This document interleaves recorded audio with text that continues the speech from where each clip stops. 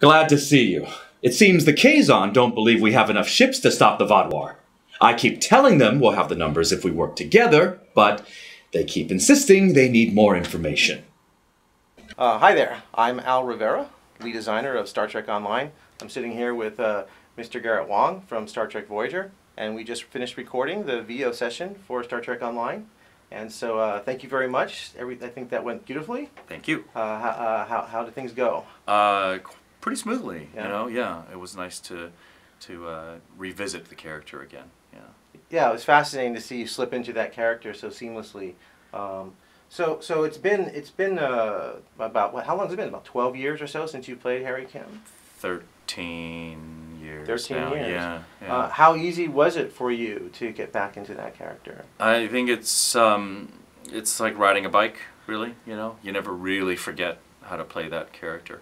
The cool thing is, besides playing Captain Kim, I was able to do, you know, Ensign Kim. So, so I had to think back of a younger delivery of my voice than now. So that was nice to have that difference between Captain and Ensign. Mm-hmm. Mm-hmm. So you mentioned that you played both Harry Kim as Captain Kim and as Ensign Kim. Yeah. So Harry Kim is a captain now. What kind of captain do you think he'll be? Yeah, a good captain, I hope. I mean, he's definitely been waiting to be a captain for a long time. So he had a good teacher. So following after Janeway for all those years. So yeah, so I would assume that Captain Kim would be a good captain. During the show, while you're working on Voyager, was there anything that Harry didn't get to do that you would have liked to have seen him do? Well, initially I wasn't overjoyed by the fact that he had to play the clarinet. Oh, really? Yeah, I kind of wanted a different instrument. I think the clarinet was cool during the big band era, but modern day clarinet, it just doesn't look right when you're playing it. So I was hoping to have a different instrument. You know, we could stay in the same reed instrument family and go with like a saxophone, which you do see a saxophone placed in Kim's quarters toward the later episode, and that was me asking for a saxophone. So they kind of acquiesced to my demands. But I would have liked to see Kim. I would have liked to see Kim have a little bit more sense of humor, a little bit more, you know, joking around, which is something that we all look forward to seeing with the TOS characters. You know, they all kind of mess with each other, and you don't see that so much with the Voyager characters. And maybe utilizing some of my strengths, which was I like to mimic other actors. I like to do their voices. So my suggestion was have a shipwide talent show. Have Ensign Kim get up. Like, everyone does a different thing, and Ensign Kim's talent is imitating everyone else in the crew. And so I get up and I do my Janeway, I do my Doctor, I do the Paris impersonation. So I suggested that to the writers, and they said no.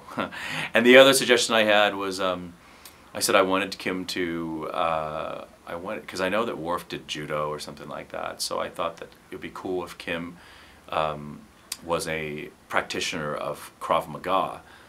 Which is the Israeli self-defense technique, I suppose. But overall, you know, I'm not disappointed with what Kim was able to do. I mean, it's something that I'm proud of. You know. Sure. Mm-hmm. Yeah, excellent. What's your favorite moment from the show? Wow. I think playing in the episode Timeless, the 100th episode, where Voyager crashes into the ice planet, and Ensign Kim of the future has to save the day, basically. That was a very powerful episode. It was a powerful episode, and to see yes. Harry Kim really just be so emotional and so strong and determined. Yeah, yeah, and really, for me, that was my chance to show that I could act. You know, because up until a lot of the episodes, I sit there and I spout exposition. I sit there and say, you know, we have an M-class planet on this. I'm sensing this is happening. The Deck 5 is compacted. I mean, this is all just stuff that anybody could say, you know. But Timeless, I was really proud of the fact that I was able to do something finally to show my range as an actor. I remember Bob Picardo in that scene where I finally figure out the right phase corrections, and I change history. And after we did that, I remember Bob came up, he goes, "Wow, great job, Garrett. Like, I mean, it was like the first time he realized that I could act, you know, after 5 seasons, he finally compliments me. So I was like, that's a good deal.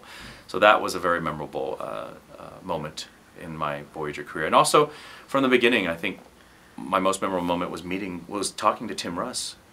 And I think I talked about this on stage a little bit in Vegas, but I walked up as a joke. I said, yeah, your character's name is Tuvok. Take away 1 letter. You could have been Tupac. So I'm making a joke, right? The Tupac, the rapper.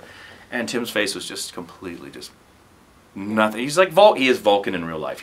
His face had no expression. And he looks at me and he says, he goes, rap music. Rap music is the reason for the decline of modern Western civilization. He said that! And I said, who are you? Like that, why are you even? Oh, so that memory is etched, burned into my memory, basically. So, yeah, you have a lot of fond memories from the show. You've shared over the last few days. I have. And Timeless is definitely one of my favorite episodes of the show, and certainly probably my favorite Harry Kim moment. Yes, so, yeah, that was a good one. I can see that. Mm-hmm. So in Star Trek Online, it's the year 2410. It's 32 years since Voyager returned home. And so now Harry Kim is a captain. What would you like to see Harry Kim be able to do now? How would you like to see his character advance? Maybe something we could integrate into the game itself. What interests you for your character? Well, I mean, there's so many. You know, what's so great about STO is that you can kind of have a jumping off point from any episode. Pretty much, you can take a moment and jump into. Honestly, that's not a question that I think I can answer right now. I mean, I think that there are a lot of things that Kim could do, but yeah, I'm just going to leave it with that. I'm not going to have an answer for that one. I'll pass. Right. So, you are the king of cons. Yes. You attend a lot of conventions, Star Trek conventions, Yes. and you're the moderator of the Trek Track at Dragon Con. Mm-hmm. So what's one of your favorite con moment or con story? Very early in my convention days, probably 2nd or 3rd year in Voyager, I just remember a woman came up and I said, oh yeah, so what am I signing? She goes, my baby's head. And I looked at her and I said, I will not sign your child's head. I mean, first of all, this Sharpie is loaded with poisonous chemicals, and I'm not gonna. This is an infant. Yeah. You want me to sign your child's head? No. So that was one of the crazier moments that I think I've had.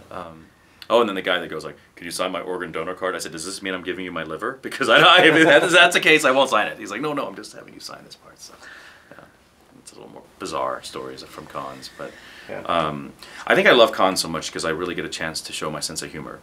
The sense of humor that they didn't allow me to show on Voyager.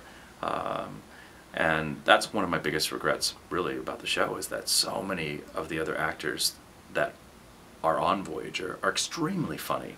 But you don't know that. You don't know that Kate Mulgrew is really funny. You don't know that Chakotay, myself, Tom Paris is, and I think Robbie McNeil is the funniest of the bunch. Really? He makes me laugh so hard. Because when you watch Voyager as a fan, you see Neelix being kind of funny at times, but the only person who really is the comic relief is Bob Picardo's character, the Doctor.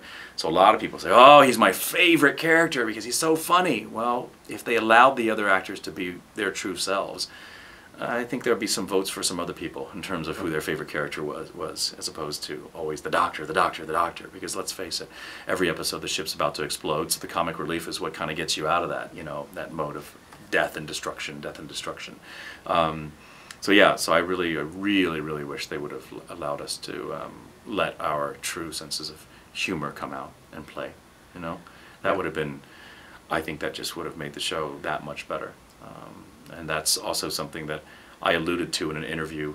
This is an off-the-record comment, basically, to a TV Guide reporter that I will never do another interview with again, because when he put it in there, it says my quote is, "The writers and producers of Voyager didn't take the risks they could have to make the show better than it already is," and that's all they quoted. They didn't quote anything else about, you know, Took you out of context. no, it completely took it out of context, and ultimately that was that sort of led to the demise of my directing career because of that comment.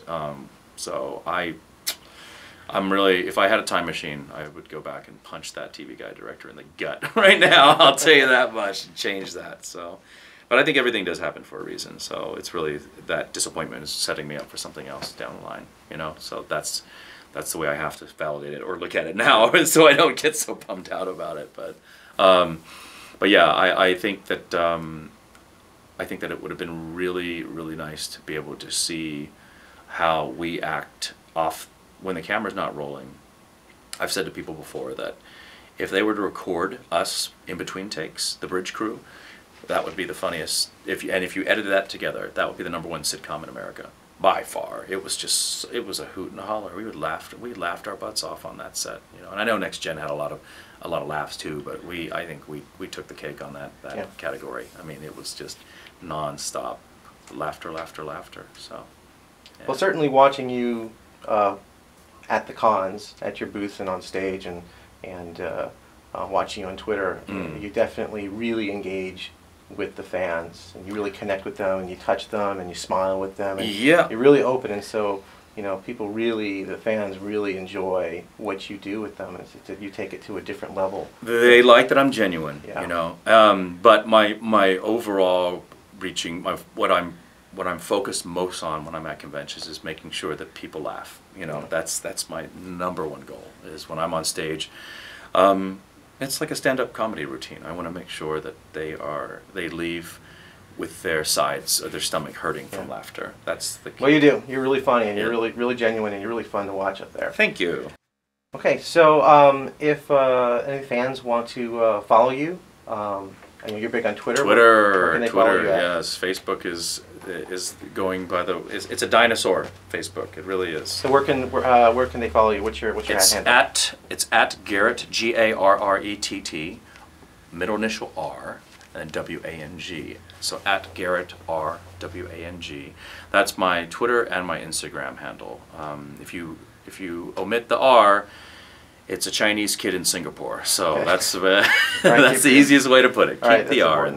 there. Yeah. All right. Well, that's about it. Thank you very much. Thank you. For everything that you've done for us. It's been a real pleasure Right on. and a real joy. And thanks again. Yes. And we And look forward to seeing you in game on Star Trek Online. Keep on trekking.